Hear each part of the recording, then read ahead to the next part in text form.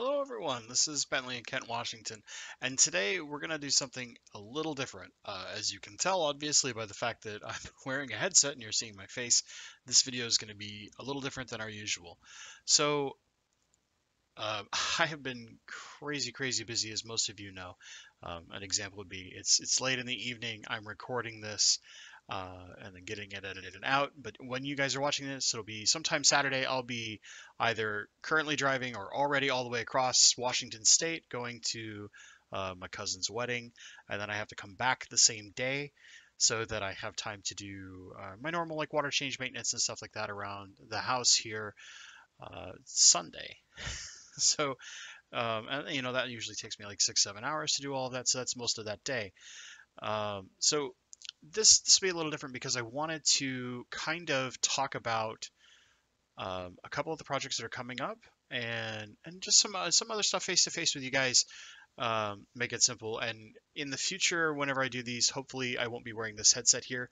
I'm working on getting a better mic for my PC. And then once I have that, we'll go with a proper mic as opposed to this headset here. So here's a couple of the rundowns. So number one, Randy Reed interview is coming soon. Some of the footage will be of some of his established tanks, as long as he's okay with that. I won't have any footage of his current fish room builds. That's at his request. He would just like to be able to preview that himself when he's got it done. So once that happens, we'll go back and we'll show some of my footage in a subsequent interview. But the upcoming interview, as Randy's finishing up his fish room project, which is really cool, he's doing everything you would want in a proper fish room. Um, we're going to talk about some of his trials and tribulations, some of the things he's learned, so that for those of you who might be thinking about building a fish room in the future, you can learn from some of the things he's learned, and either A, not make a mistake, or B, just have that better fish room overall when you're done. And then we're also going to talk about something that Randy is in charge of for the Greater Seattle Aquarium Society. He is what is our CARES program chair. So CARES is a program out there for endangered fish in the wild. And to Greater Seattle Aquarium Society, that has always been one of our I think we kind of call them contests, but contest is not the right word. It's one of our participation programs that people can, get some different awards for, participate in, and also kind of encourage people to both keep CARES species, which a lot of rainbow fish are CARES species, so I, of course, am participating, and to spread those CARES species throughout their club to other hobbyists to help keep these fish going so that some of them which are extinct in the wild or are very close endangered in the wild stay in our hobby because they're so cool, they're so unique, they're so pretty. We don't want them to go away. So we're going to talk about those two things with Randy. Then upcoming, and this one will probably take a little longer, but we also have an interview coming up with Master Breeder Dean. So Dean, you know, blue ram extraordinaire, amazing angelfish, multiple trips to Peru. We're going to talk with him about two things. Number one, his fry system.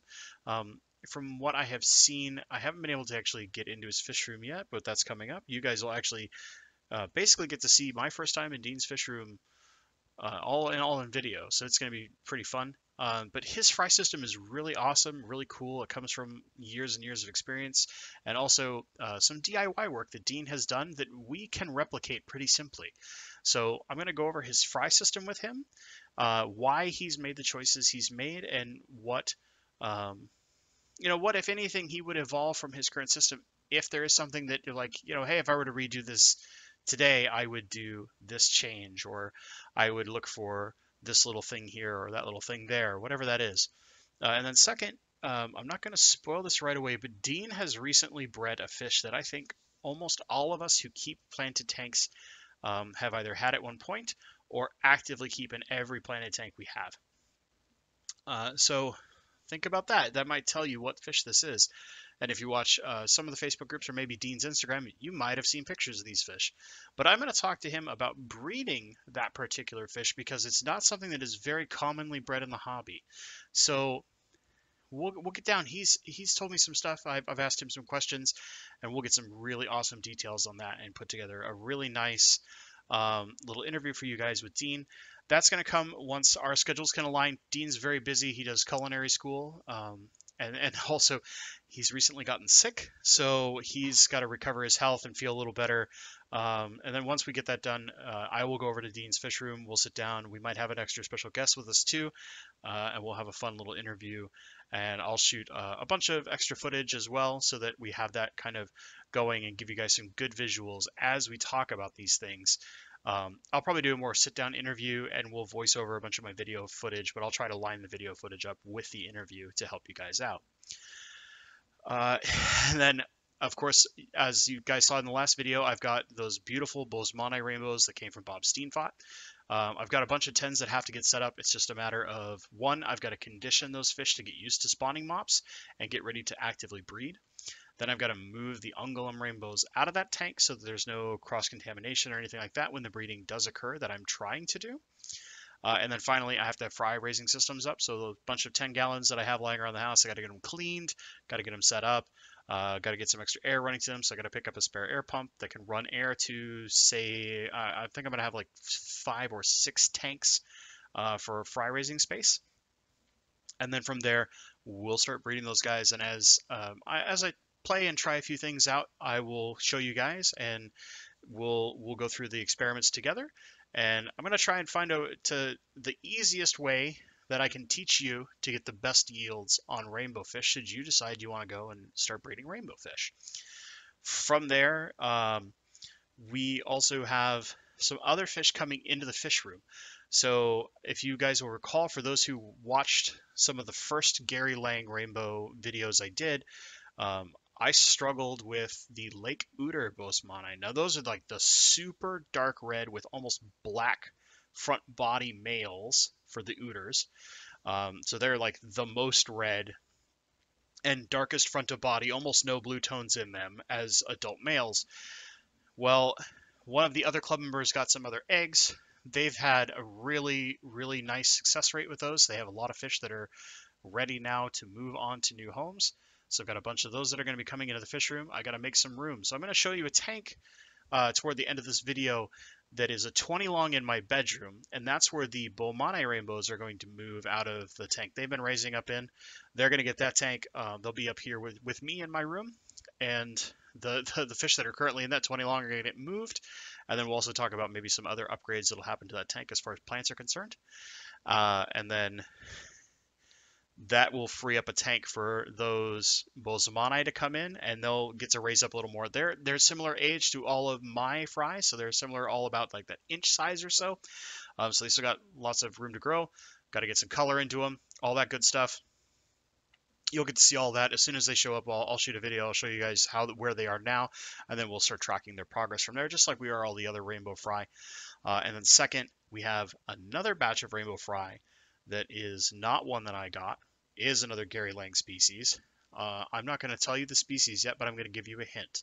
So if you watch the Gary Lang Fish Room Tour, the most recent one from Aquarium Co-op, he refers to a fish as the party animal.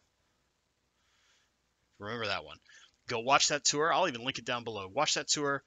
Come back and leave a comment what species it is. And maybe we'll do a little giveaway for the folks on that one. So just the people who comment with what species that is, if they go through that kind of work, we'll do something a little special for you guys. I'll probably send out something like a plant bundle or something like that. And then speaking of giveaways, we're nearing 1,500 subscribers on the channel, and to celebrate 1,500, once we hit 1,500, I'm going to do a giveaway. I'm going to give away 2 prizes. So the first thing is a API freshwater master test kit, brand new. That will be something, I can only do that one in the United States just because of shipping. So sorry for you international folks, the few of you that do watch my channel. That one is only to the US and Canada too. Sorry, just crossing the border and mail, stuff like that. It's a real hassle. It gets really expensive. So I can't ship that one anywhere outside of the US, but I will do also, we'll look at like an Amazon gift card or something along those lines that can be used worldwide, and that will be given away worldwide. So we'll do 2 prizes, and then we'll do a separate video announcing all the what's required for that contest and all that kind of stuff once we hit 1,500 subscribers. We're very, very close. So that being said, you know, anything you guys can do, of course, to help, not required. It's really humbling that honestly that I'm getting close to that many people watching my channel. Every time I when I go and I look at things, I'll go look at my channel and see like what new comments I need to answer. I do my best to answer as many questions as I can, and anytime I mark your comment with a heart, that means I've read it, and I've read the whole of the thing. And if there's a question that needs answering, I'm going to answer it usually right away. It just depends on my schedule, but yeah, it's one of those things where like when I started doing YouTube, my goal was like, hey, I'll spread some of my knowledge. I really want to do stuff about plants for profit because I don't think anybody really talks about it. And in my experience, it's so easy to set up a tank where your goal is to just to dedicate to plant growth and sell those plants, and whether that's to locals or sell at your local club or sell online, however you choose to sell them. But it's been so easy for me, at least. And I mean, yeah, I'm good at growing plants, but I think anyone can do it. I think it's really easy just to use plants as a way to fund your hobby, and whether that's just pay for your food, help make your energy bill not as expensive, buy that new fish or that new plant you've been looking for, upgrade some of your equipment, whatever your goal is. I never saw anybody on YouTube doing something like that, so I was like, well, I really firmly believe in this stuff. I practice it, so why wouldn't I talk about it? And then of course I'm a giant rainbow fish nerd. I mean, yeah, I've got some really cool fish other than my rainbow fish, like the zebra plecos, the blue Hawaiian Moscow guppies, that kind of stuff. But deep in my heart, rainbow fish have really captivated my heart since I've come back to the hobby. And I, as is obvious, where I've got a bunch of rainbow fish coming in, and I'm breeding these rainbow fish over here, and I got to set up extra tanks so I can breed this rainbow fish, stuff like that. Um, I love rainbow fish, but I also, love my plants, and I love showing you guys my projects and trying to pass along any lessons that I have, whether it's I've learned the hard way or just giving good advice. I think that's one of the most important things is for whether it's people who are just getting into the hobby, just coming back to the hobby like I was a few years ago. Um, information is king because there's nothing worse than getting this fish that you really like and you think is really cool, bringing it home, struggling with it, and not being able to find um, some help. I think that's one of the worst feelings in the world is having a fish like have some trouble and not being able to find help when you need it because you don't know the answer. So I try my best to give a lot of my experience, and it's man, it's so humbling. Just and you can kind of see where like I'm almost boggled that even 1,000 little and nearly 1,500 people now um, watch my content and have have subscribed to my channel because of the this crazy plant and rainbow fish guy uh, out near Seattle is doing videos, and it's just thank you from the bottom of my heart. I mean, it's yeah. I just can't. Sometimes I can't think I'm in real life. It's like I'm dreaming or something to know that many people are interested in what the crazy ramblings I put up on YouTube. Anyway, so once we hit 1,500 subscribers, I'll do those giveaways. You want to speed it up, maybe have prizes come faster, throw a share, throw a few likes, comments, anything like all that engagement stuff, the usual YouTube stuff. I hate asking for it, just because my goal is not to be your next YouTube star or something like that. I just like kind of documenting my own fish journey and putting out advice where I can. And if enough people watch it, that's pretty awesome. It just feels great every once in a while when I can look and see um, your comments. I think are the things that really inspire me to keep doing this because so many people are so positive in the fish community, which is just so wonderful. So I'll stop rambling about that and feeling like an idiot, just kind of babbling about how I almost can't really fathom that so many of you are watching my content. So again, thank you so much. I really appreciate that. So we got Steam Thoughts Rainbows to breed. We've got interviews with Dean and Randy Reed coming up. I've got new fish coming into the fish room, and more importantly, uh, we've got to also have some tanks for those fish. So I've got one other project that's coming up, and I'll talk about it now just because my schedule's kind of weird where I don't know when I can get this video set up because it requires some work. But I have a 75 long. So for those that don't know, there's your standard 75 gallon, right, is a 4-foot tank. Well, there's a long variation that's typically done in acrylic that is 5 foot. And then it's 18 inches front to back and about it's almost 17 inches tall. So it's kind of like a really long 40 breeder. That's a 75 gallon long. Well, I from a friend up in the North Seattle or North Sound Aquarium Society, not North Seattle, sorry. So this kind of sister society that started up here in Washington. Um, I did a trade with the president of that group, which Nick, big shout out to you. Thank you, my friend. And he wanted, I had a big 135 gallon glass tank that I wasn't using. He traded me the acrylic because I had mentioned like I was kind of trying to slowly convert to a few more acrylic tanks just because they're easier to move and deal with. And he was like, hey, I've got a 75 gallon acrylic. Are you interested? And I was like, yeah. He's like, don't you have a 125 gallon or something like that spare? I remember you mentioning that. I was like, yes, I do. He's like, just want to trade. Like, heck yeah, man. If you want to come pick it up, sure. So we did that, and he's turned it into this awesome discus tank. He's so much faster than I am at getting stuff up and running. Um, but I'm gonna go work with probably Corvus Oskin, so Joel.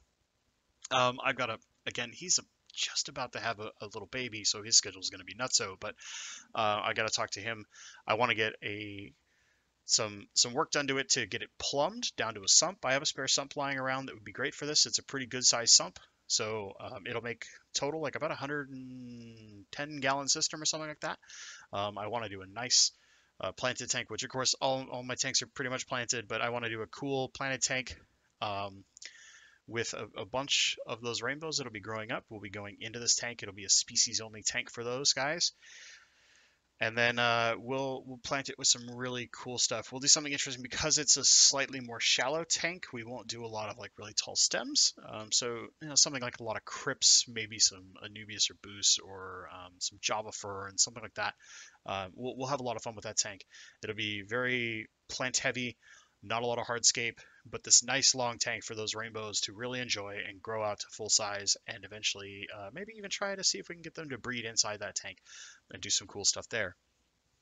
So that'll be a project that I will probably be working with Corvus Oskin to get done. I've got one tank that's got to come downstairs in my house, and that's going to get replaced with probably a couple smaller tanks just to be some extra fry raising space. And then from there, there's a ton of projects, and I would argue more projects than I have time for, but slowly but surely we'll get those going. And as we get stuff done, you guys will get to see it. I'll video everything I can as the fry raising tanks in the main fish room for the Boesemani from Steenfot get going. We'll show you all those, and then we'll go through the process of conditioning, breeding, and raising up those fry. And then, of course, as some of the other rainbows come in, we'll get some early shots, and we'll watch them color up. All the current Gary Lang rainbows, we'll be watching them color up. Slowly but surely, I'm hoping my zebra plecos will breed.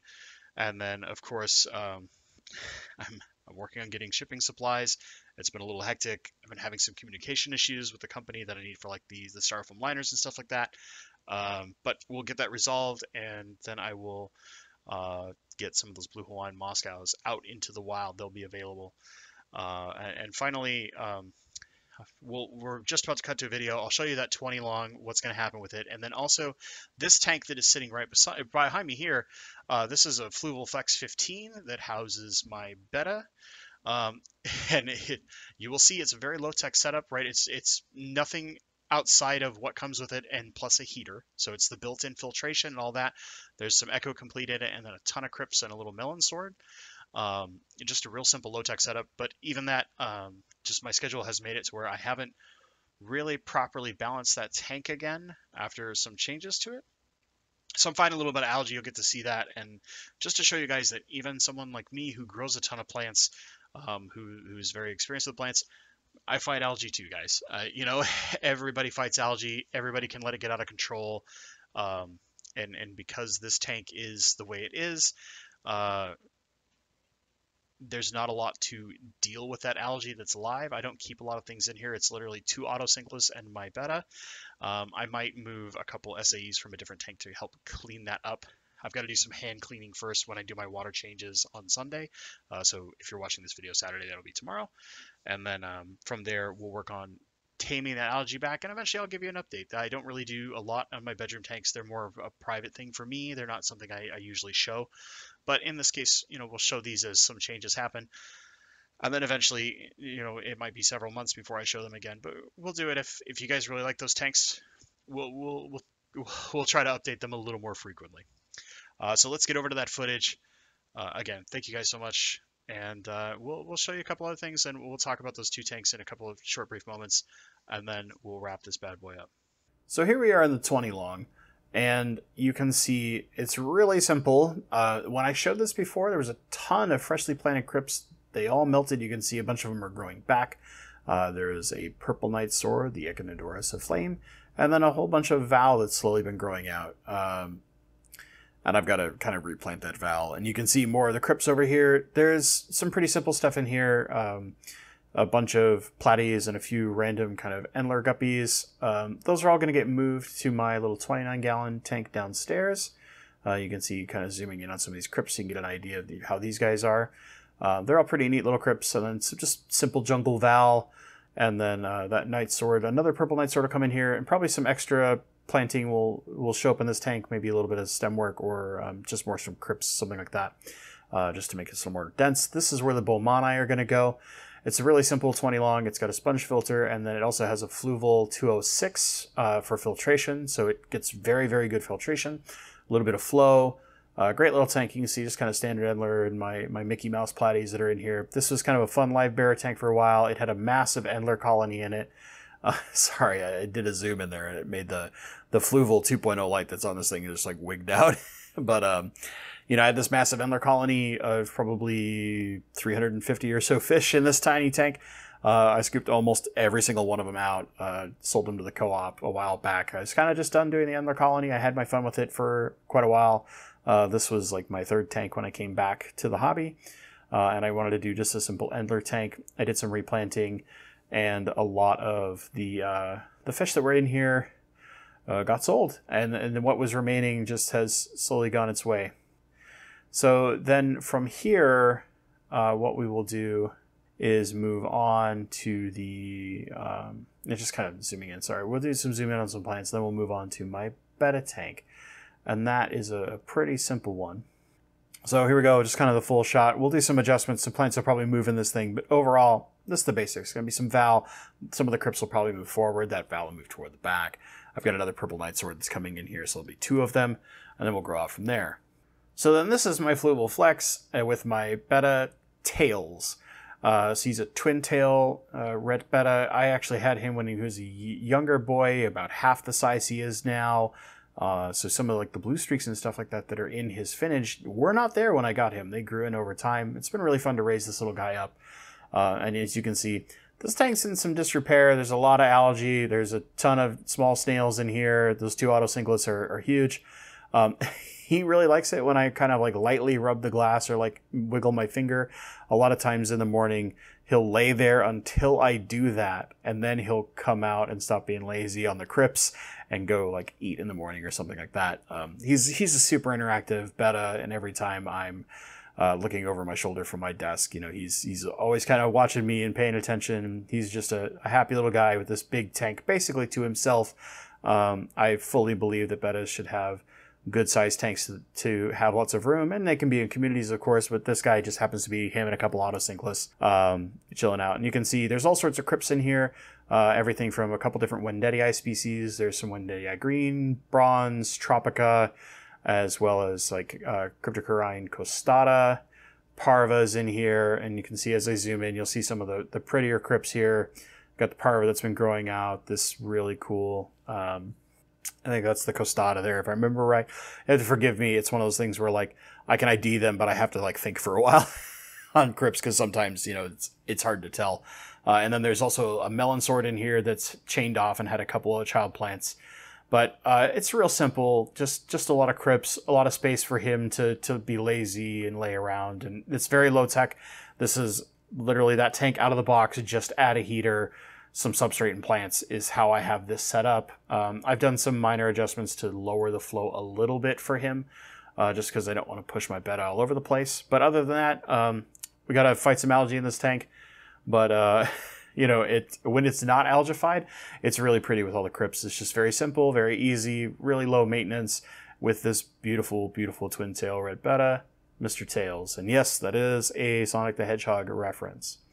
As always, guys, thank you so much for watching, and stay awesome.